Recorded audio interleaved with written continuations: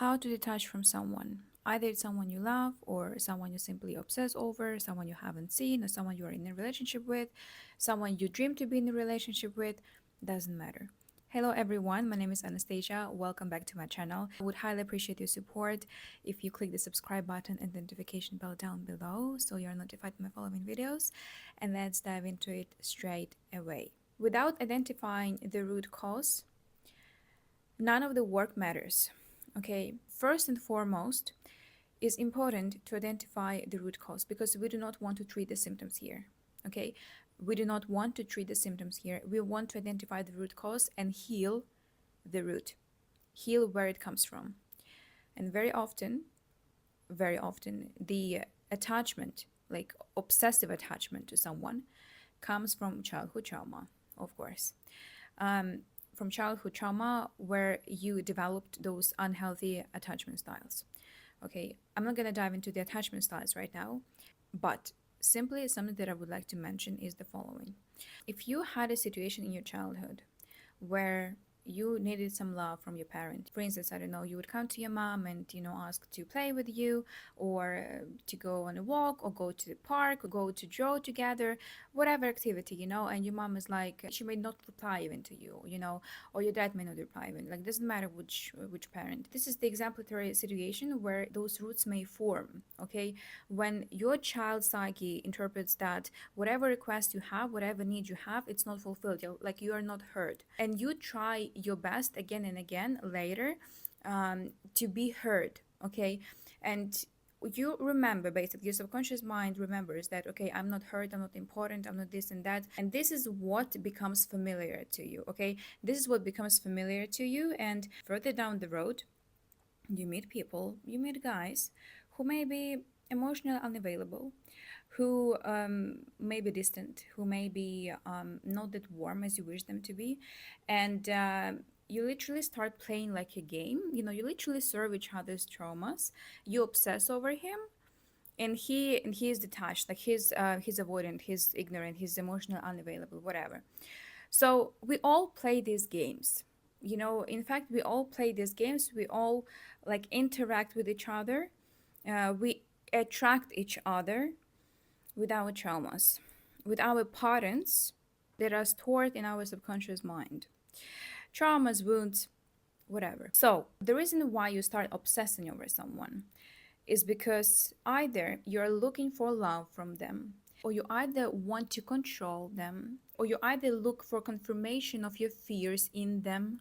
Okay, all of this is individual, of course, based on your specific situation, on your upbringing, on your childhood dynamic, and that is why you start obsessing. When you are obsessed with someone, you have no control over your life. Like, you literally lose control. You literally become a big kid. We all are big kids to some extent, but this is a super unhealthy dynamic when you start obsessing over someone and your life depends on another person. You literally become a powerless child. Okay, you literally become a powerless child. Well, your mood, your day, your life, your choices are based on another person, are based on another person's mood, another person's action, another person's behavior, whatever. So this is a very this is a very tricky situation. You literally are powerless. You become powerless the moment you start obsessing, the moment you decide to obsess, the moment you choose to obsess. Because I want you to remember that we always have a choice. We always have a choice. Sometimes it is very hard. Like, I get you, at some point, guys, I thought that I'm super detached person from whatever and whoever. But I had this situation when I caught myself obsessing over someone. I was like, okay, that triggers something in me, that triggered some wound. And I want to figure out what wound it triggered. Where is it exactly that I'm hurting? What is it exactly that my inner child is hurting because of? So I want you to start healing. Okay. I want you to start healing. By the way, I'm gonna attach to this video my free Heal Your Inner Child Love Wound worksheet. It's completely free. You just type in $0 or €0, I can't remember the currency, and you just receive it for free to your email. So please do that. It's super nicely put and designed, so it will be definitely helpful for you. So Start healing, because whatever things I will share afterwards, they will not work unless you actually address the root cause. Okay, unhealthy attachment styles gotta be cured. Okay, or like not maybe cured completely or healed completely, but at least you gotta understand what where is it coming from, so that you have some power over the situation. So the next time when someone comes and they trigger old wounds in you, you become aware, okay, it happens because of this, this, and that. It happens because this person simply shows me that where I'm hurting. That person is simply reinforces the energies, the dynamic, the what is familiar for my subconscious mind that I experienced in the childhood, what it remembered. Okay, another person, guys, another person has nothing to do with your life. In fact, another person just shows you. Another person always shows you your wounds. You see, it's very like this world is very interestingly designed. Like we are very independent individuals, right? But at the same time, we are all one. We are all one. And we attract those parts of the world, those people to heal ourselves. We all have our vibration, right? We attract people so that they trigger those wounds and show us where we gotta heal, because we have the only purpose here on earth to heal and serve. Some people don't need healing. And in fact. So, now how to actually stop obsessing. Switch your focus. Okay, I want you to switch your focus from that person onto yourself. So, the first step, what you do is that you address the root cause. You try to identify that situation, because I want you to see that another person simply reinforces what you experienced early in the childhood. Okay, another person simply shows you where you gotta heal. You gotta do healing. Now, what's next? Start obsessing over yourself. You gotta admit that you are the main person in your life. And the only person that you gotta be obsessed with is yourself. Your growth, your well being, physical, emotional, spiritual, um, your goals, your aspirations, your ambitions, your fulfillment, your self actualization, your hobbies. These are the things that you gotta be obsessed with. You are the main priority of your life. You are in the center of your world. You are the center of your universe, not another person. You are the center of your universe. See that. Admit it. Allow it.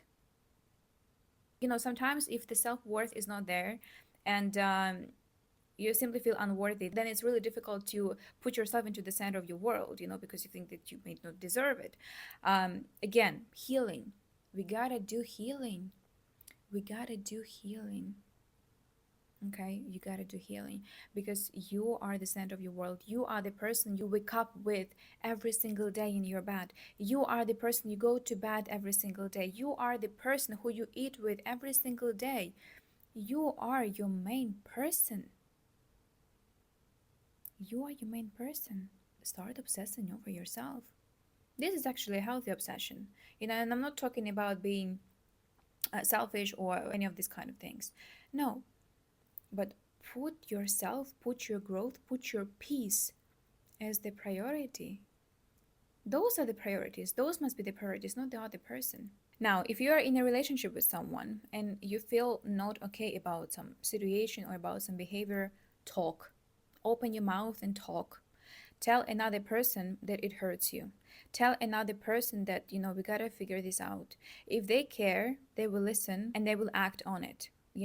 They will change something in their behavior, or they will make sure they check in on you, or they'll make sure that they don't do something, they don't come late from work or whatever.